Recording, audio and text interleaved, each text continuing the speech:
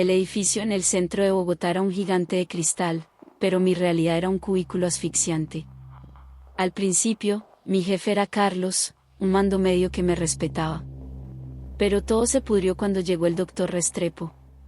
Su primer objetivo fue Carlos, lo molió a punta de tareas imposibles y humillaciones públicas hasta que lo obligó a renunciar. Carlos se fue con la cabeza baja, y en su lugar, Restrepo puso a Jairo, su perro de presa. Pero Restrepo no se detuvo ahí. Empezó a atacar a los que él consideraba débiles. Vi cómo hizo llorar a la señora de los tintos por una mancha inexistente, y cómo disfrutaba pisotear a los pasantes por errores mínimos. Yo miraba todo desde mi sitio, apretando los puños hasta que las uñas me enterraban en la palma. Mi temperamento es de los que estallan, pero cada vez que iba a levantar la voz, pensaba en mi hijo esperándome en Soacha y en la beca de mi posgrado. Esa era la verdadera tortura, tragarme el veneno mientras veía cómo esos dos hombres se sentían dueños de la dignidad ajena. Jairo me vigilaba, esperando que yo saltara, pero yo seguía ahí, aguantando la presión en silencio. Las llamadas empezaron a llegar a cualquier hora. Eran las 9 de la noche, yo apenas iba entrando a mi casa en Soacha después de aguantar el Transmilenio, y el celular ya estaba vibrando. Era Jairo. No me llamaba para nada urgente, me llamaba para exigirme informes que, por jerarquía, le tocaba hacer a él. Me cargaba todo su trabajo aprovechando que yo era la nueva y que necesitaba el puesto. Me pusieron a redactar planes de mejora estructural para toda la firma. Eran documentos técnicos, densos, que requerían un análisis que Jairo ni siquiera entendía. Eran tareas que le correspondían a él por su cargo, pero me las delegaba todas a mí. Me tocaba desglosar presupuestos, proyecciones y fallas de procesos que no tenían nada que ver con mi contrato como abogada junior. En ese momento, mi orgullo de recién graduada me jugaba en contra. Pensaba que si aguantaba, si sacaba esos planes adelante, iba a demostrar que era indispensable. Me convencí de que irme antes de tiempo era un suicidio profesional, no quería que en mi próximo trabajo pensaran que no pude con la presión. Así que me guardé la rabia y me puse a trabajar el doble. Lograba llegar a Soacha antes de que mi hijo se durmiera, pero no era para descansar. Apenas le daba el beso de buenas noches, sacaba los libros y los expedientes. Mi vida se volvió un cronómetro, tenía que cumplirle a la empresa con esos informes que Jairo me imponía y, al mismo tiempo, responder por mi beca de posgrado. Me quedaba en la mesa del comedor hasta la madrugada, con el café frío a un lado, repasando leyes y redactando planes de mejora. No me iba a dejar ganar, me repetía que si había logrado esa beca era porque podía con todo, sin ver que el cansancio me estaba empezando a anular el juicio. Ese aumento de carga no vino con una carta oficial ni con una resolución de recursos humanos. La orden me la dieron ellos dos, Restrepo y Jairo, sentados en la oficina privada mientras se reían de algo que yo no alcanzaba a escuchar. Me llamaron para decirme que, como yo era tan eficiente, ahora iba a coordinar los proyectos de toda el área. En mi ignorancia de recién graduada, sentí un chispazo de orgullo, creí que por fin estaban reconociendo que mi título y mi beca valían. Pero la trampa se cerró rápido. Pasaron las semanas y mi contrato seguía siendo el mismo, con el mismo sueldo de junior que apenas me alcanzaba para los gastos en Soacha. No hubo ascenso, solo más cadenas. Mi vida se volvió un infierno de horarios. Empecé a llegar a las 6 de la mañana para intentar adelantar algo de mis estudios de posgrado antes de que empezara el caos, y las luces de la oficina eran las últimas en apagarse conmigo adentro. Lo más rastrero era el juego del teléfono. Ya no les bastaba con tenerme ahí 10 o 12 horas.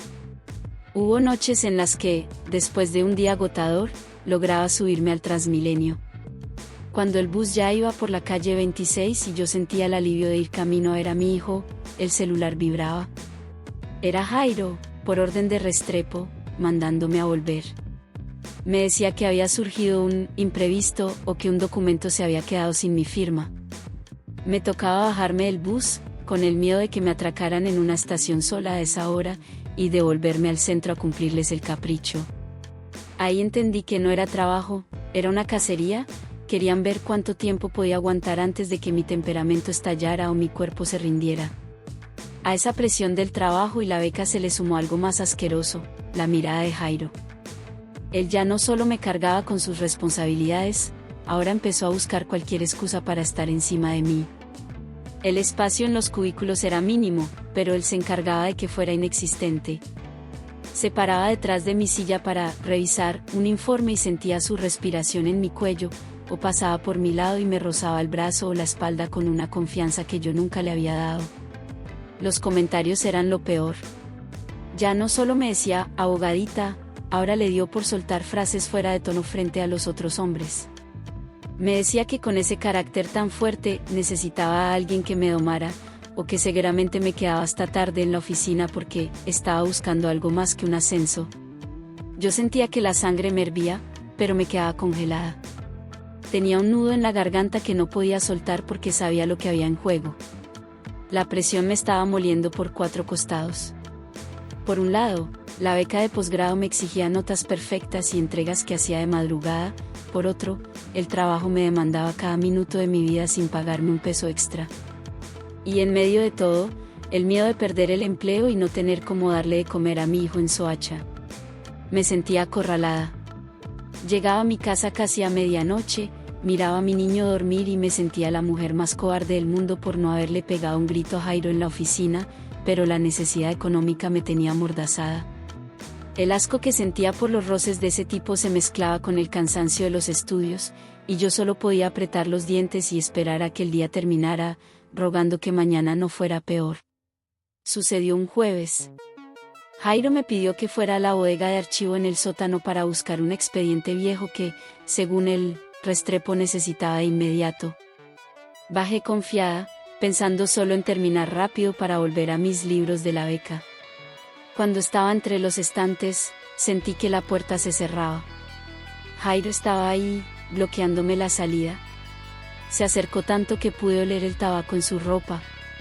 Me puso una mano en la cintura y me acorraló contra el metal frío de la estantería mientras me decía al oído que si yo era tan inteligente para el estudio, debía hacerlo también para saber quién mandaba ahí y cómo podía hacerme la vida más fácil.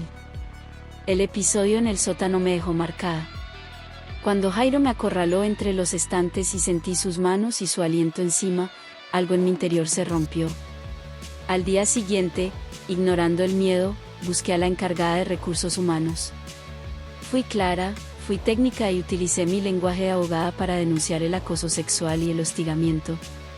Ella me escuchó con una seriedad que me dio esperanza, tomó notas, me miró a los ojos y me dijo que se iniciaría una investigación formal de inmediato, que la empresa no toleraba esos comportamientos. Por un momento, creí que por fin todo terminaría. Pero la ilusión duró poco. A los 3 días, la encargada me pidió que subiera a su oficina. Cerró la puerta con llave y se sentó frente a mí con una cara que mezclaba la lástima con la vergüenza. Bajó la voz casi hasta el susurro y me dijo: Valeria, de verdad lo siento mucho, pero hablé con la dirección y no va a pasar nada. Jairo es intocable porque le cuida la espalda al doctor Restrepo. Me ordenaron cerrar el acta. Me quedé helada. Le pregunté por mi seguridad, por mis derechos, pero ella solo agachó la cabeza y añadió: si quiere un consejo de mujer a mujer, no haga más ruido. Usted tiene un hijo y esa beca que cuidar. No se busque un problema que no pueda ganar. Al salir de recursos humanos, Jairo me estaba esperando en el pasillo con una sonrisa de oreja a oreja, ya sabía que tenía vía libre. La persecución se volvió descarada. Jairo empezó a dejarme notas obscenas sobre mi teclado y a sabotear mis archivos para que Restrepo tuviera excusas para gritarme. Restrepo, por su parte, empezó a citarme a reuniones a las 7 de la noche solo para hacerme perder el transporte a Soacha, disfrutando de verme desesperada por llegar con mi hijo. Sabían que yo estaba sola y que el sistema que yo tanto respetaba me había dado la espalda. Lo que ellos no sabían era que, al cerrarme la puerta de la justicia, me estaban obligando a abrir otras que no les iban a gustar. La situación en la oficina se volvió una tortura psicológica.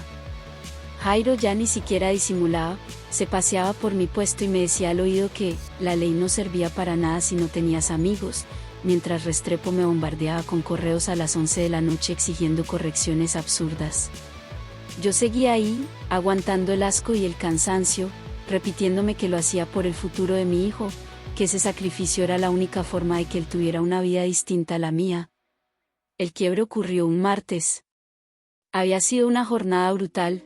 Jairo me había saboteado un informe clave y Restrepo me había gritado en el pasillo, humillándome frente a los pasantes. Llegué a Soacha pasada las 11 de la noche, con los pies hinchados y los ojos ardiendo de tanto llorar en el bus. Entré a la casa en silencio, arrastrando el maletín con los libros de la beca que ya ni fuerzas tenía para abrir. Me acerqué a la cama de mi hijo para darle el beso de siempre. Él estaba profundamente dormido, pero tenía un dibujo apretado contra el pecho. Se lo quité despacio para que no se despertara. En la hoja, con sus trazos de niño, me había dibujado a mí, pero no como la abogada que yo quería ser. Me dibujó con lágrimas en los ojos y una cara de cansancio que me dio un golpe en el estómago. Al lado escribió: «Mamá, no llores más por el trabajo, yo te cuido». Me quedé ahí, de pie en la oscuridad de ese cuarto pequeño, mirando el dibujo hasta que la vista se me nubló. Entendí que mi sacrificio no lo estaba ayudando, lo estaba rompiendo a él también. Mi hijo estaba viendo cómo su madre se dejaba pisotear y cómo el brillo de mi beca se apagaba bajo el barro de esos dos miserables. En ese momento, la tristeza que me había acompañado meses se transformó en algo mucho más duro y frío. Me sequé las lágrimas y apreté el papel con fuerza. Se acabó la Valeria que aguantaba. Si Restrepo y Jairo querían una guerra y creían que mi necesidad me hacía débil, estaban muy equivocados. Esa noche, mientras miraba a mi hijo dormir, decidí que la violencia que ellos ejercían contra mí iba a regresarles multiplicada. Esa noche, después de ver el dibujo de mi hijo, algo en mi cabeza hizo clic. Ya no sentía miedo, solo una rabia fría y lúcida. Sabía que no podía ir con chismes. Necesitaba pruebas que ni el mismo Restrepo pudiera borrar. El viernes, cuando ya iba en el bus hacia Soacha, sonó el teléfono. Era Jairo. Activé la grabadora de inmediato. Valeria, ¿dónde puta se metió? Le dije que el cuadro de costos tenía que quedar listo hoy. ¿Se me devuelve ya mismo para la oficina o se va olvidando de su piche beca? Jairo, son las 10 de la noche. Estoy fuera de mi horario y ese informe le corresponde a usted según el manual de funciones. Mi contrato es de abogada junior, no de secretaria personal. A mí me importa un culo su contrato y su manual. Aquí usted hace lo que yo diga o la sacamos a patadas por inútil. Usted no es nadie, abogadita de barrio. O vuelve y me termina esto, o el lunes no se moleste en traer el carnet. Y más le vale que llegue con otra actitud, a ver si así me dan ganas de ayudarla con el jefe. Esa era la sentencia. El lunes no fui a la oficina de siempre. Me puse mi mejor traje, apreté los dientes y me fui directo a la sede principal, a la Dirección General de Recursos Humanos, lejos de la rosca de Restrepo. Pedí hablar con la directora general. Cuando me recibió, no lloré. Fui la abogada que mi beca decía que era. Vengo a reportar acoso laboral, acoso sexual y extralimitación de funciones. Tengo las grabaciones de las llamadas fuera de horario, los correos con tareas que no me corresponden y la prueba de cómo se usa mi estabilidad laboral para coaccionarme sexualmente, le dije, mientras ponía el celular sobre la mesa. Cuando el audio de Jairo retumbó en esa oficina elegante, con sus insultos y su tono soez, el silencio que siguió fue absoluto. La directora general no pudo sostener la mirada. El velo se cayó. A las 2 horas, Jairo recibió una llamada, salió del edificio y a Restrepo lo suspendieron mientras iniciaban el proceso de despido por justa causa. Caminé hacia la salida sintiendo por primera vez en meses que el aire entraba completo en mis pulmones. El gigante de cristal ya no me asfixiaba. Esa tarde llegué temprano a Soacha, abracé a mi hijo y le mostré que su mamá no solo sabía llorar, sino que también sabía defenderse. La violencia de ellos se estrelló contra el muro que yo misma levanté. Los 2 meses siguientes fueron extraños. Trabajé en un silencio absoluto, cumpliendo mis funciones de abogada sin que nadie me pusiera una mano encima o me llamara a medianoche. Jairo ya no estaba y Restrepo era solo un fantasma que no se atrevía a mirarme. Por fin pude estudiar para mi posgrado en paz y llegar a Soacha a ver a mi hijo antes de que se durmiera. Parecía que la justicia había ganado. Pero en ese edificio de cristal, La memoria es larga y el orgullo de los de arriba es frágil. Una tarde, me citaron de nuevo a Recursos Humanos. Esta vez no hubo gritos ni insultos. Solo un sobre blanco y una carta de despido sin justa causa. Prescindimos de sus servicios a partir de hoy, me dijeron con una frialdad corporativa que no aceptaba preguntas. Me pagaron mi liquidación completa, hasta el último peso, para asegurarse de que no tuviera de dónde agarrarme legalmente. No necesitaron decir por qué. Todos en el piso 12 lo sabíamos, en ese mundo, denunciar al poder se paga caro. Haber sacado a Jairo y humillado a Restrepo me había marcado como una empleada problemática. Salí del edificio con mi caja de cartón, sintiendo el peso de las miradas de mis compañeros, una mezcla de lástima y respeto.